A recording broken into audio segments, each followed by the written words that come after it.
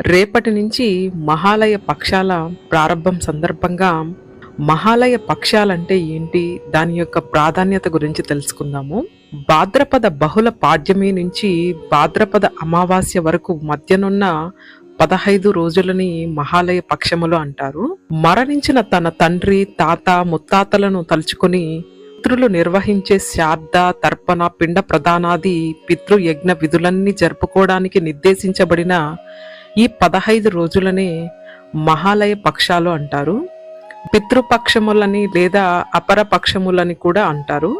మరణించిన మన పితృదేవతలకు భక్తిగా ఆహారాన్ని అందించి వారి ఆకలి తీర్చడమే ఈ మహాలయ పక్షముల యొక్క ముఖ్య ఉద్దేశము.